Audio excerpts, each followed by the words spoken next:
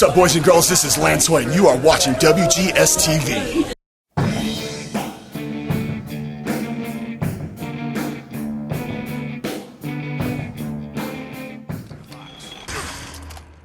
Hello everyone, welcome to another installment of WGS-TV right here on YouTube.com/WrestleGamer and ZFX-TV.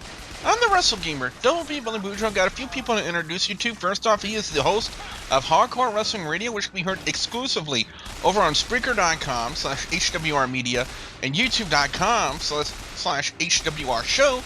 He is the illuminous one, the shining star, Rick Starr. Rick, how are you shining? You know me, Billy. I'm always shining brightly. Thanks for having me. He's our resident music mogul over on YouTube.com/LanceMossTV. He is the incomparable Lance Moss. Lance, how you doing? I'm doing good. Thanks for having me. From the bowels and the depths of the Who Dat Temple, it's James from the Big Easy. James, how you doing? Hold on. Money. Right, wrong company. Oops, sorry. And secretly being held in the bowels of the Who Dat Temple from the hood on Instagib, he's the Bay Area MVP, known as Will. Will, what's up?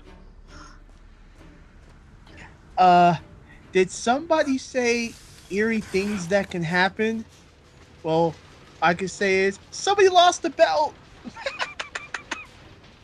Yeah, somebody definitely did lose the belt, as we're talking about traditional championship wrestling for the week of August 16th, 2013. This is the Big Rumble Riot show. And before we have the Big Rumble Riot to determine a new #1 contender and the winner of $15,000 in cash, TCW would actually hold a ceremony honoring Jake the Snake Roberts with his Lifetime Achievement Award. And, you know, one thing you got to think of right off the bat, Rick, is that someone like him truly deserves a Lifetime Achievement Award for his contributions to the wrestling industry. Absolutely. There's nobody else who's more deserving of it, and not to mention all the things that he's gone through in his personal lives that he's had, to get through to where he is today. Absolutely deserving of it. 100%. Now, what followed up next, I think, was basically just to build on a few things. They had Sigmon come out, and he was instantly drawing heat from the crowd. And to me, for his gimmick, his character at the time, I think that's a really good thing to do. You want to draw more heat into someone like him. And he did it very, very well. And next thing you know, he starts attacking Jake the Snake Roberts. Out comes Vordell Walker to kind of distract Sigmon, and then next thing you know, Jake the Snake Roberts does what he does best. He is the master, the innovator of the DDT. And Rick, you gotta say, top form from Jake the Snake Roberts. Oh yeah, man. Even at his age, he can still snap that DDT at any time, like nobody else. So, I gotta ask you for your score on the opening for TCW, this ceremony for Jake the Snake Roberts. Oh, without question, I gotta give it a 4.0. Absolutely, hands down. All right, ladies and gentlemen, let's look towards the actual Rumble Riot in itself. And right here we have the order of entry. We started out with Tim Storm and Roosevelt from the Hounds of Hell, followed up by the Golden Boy, Greg Anthony. Scott Phoenix, former GCW heavyweight champion Scott Phoenix, was up next, followed by Prince Farat, who found himself on a very similar exit to Santino Marella in the Royal Rumble from a few years ago. Then we had Kincaid, All That Alan Steele, Zack Gowen, Cerebus, and we also have Brandon Tate, John Saxon, Sigmon, Vordell Walker, and Steve Anthony. A lot of things were brought to the front line, as it were. Especially this huge feud between Sigmon, Sigmon and Vordell Walker.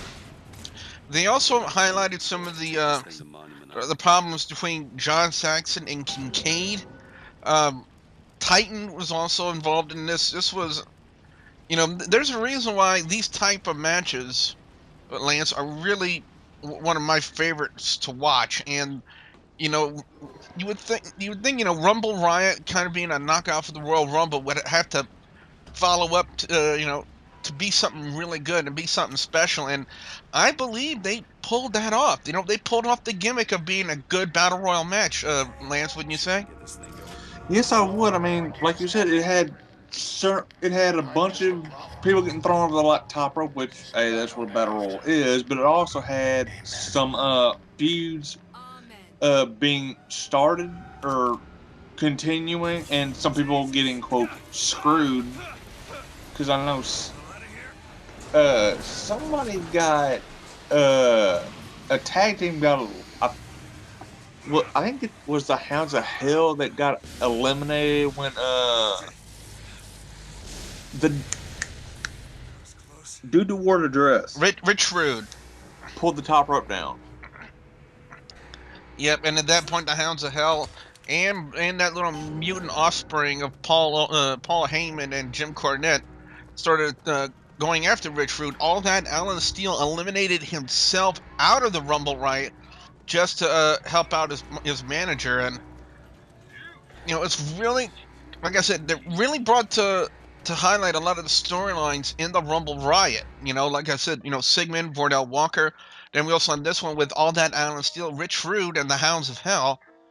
And I gotta say, the finish of the match came. We had Titan, Scott Phoenix. We also had Steve Anthony that was left, and I'm trying to remember who the last one was.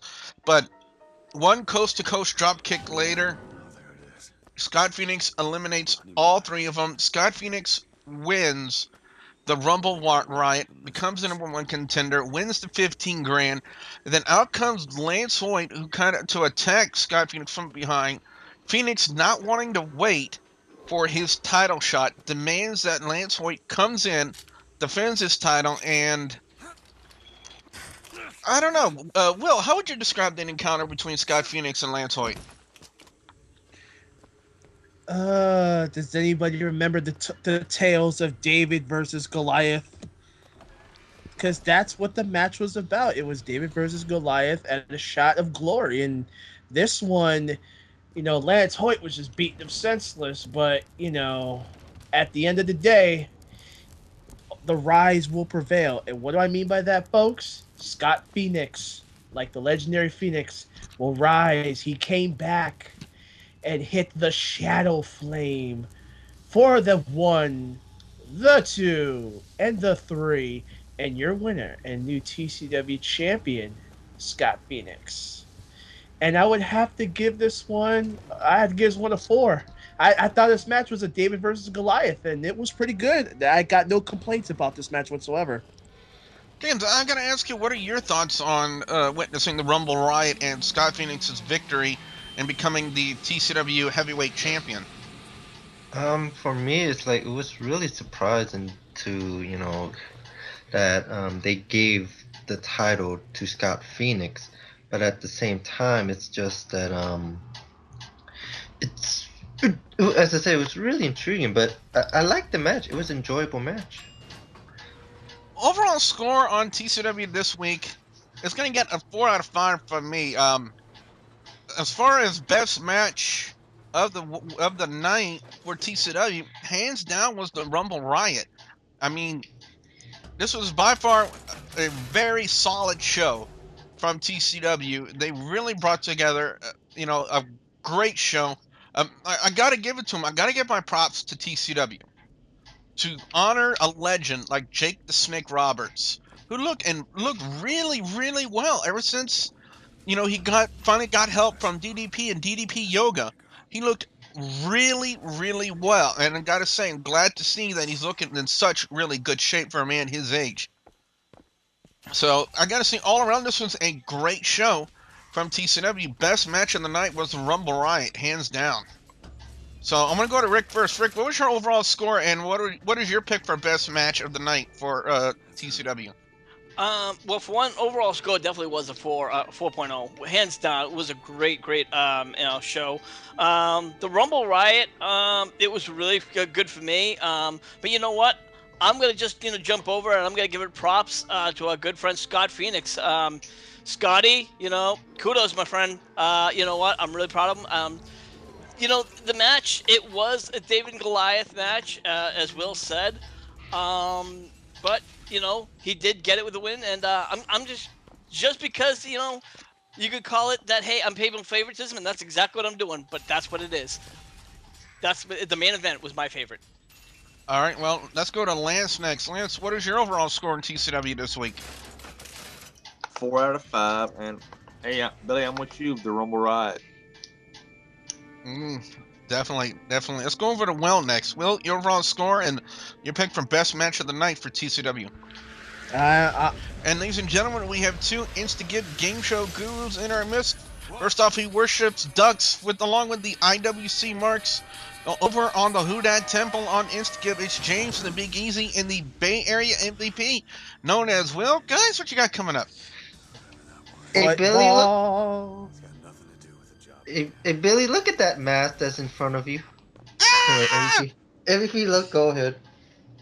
I'm gonna say it's football, more wrestling, and looking forward to the natural disaster show next week. That's all I can say. James, you can wrap that one up.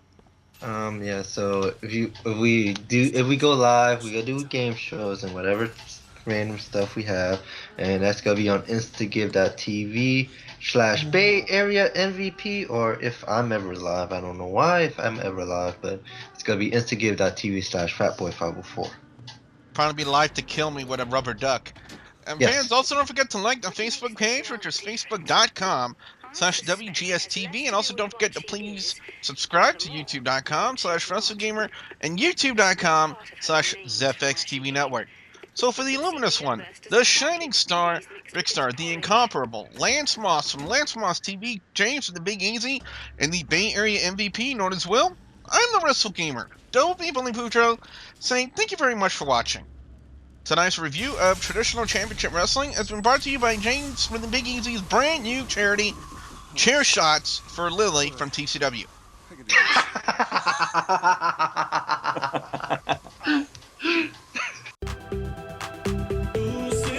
Stoke Artist.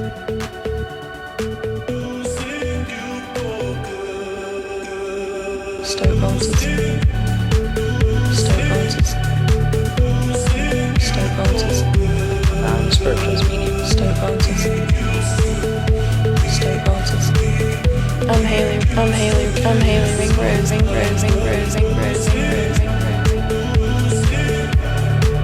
Stoke Artist. My name's Andrew Weatherall. Spiritual speaking. Stoke Artist.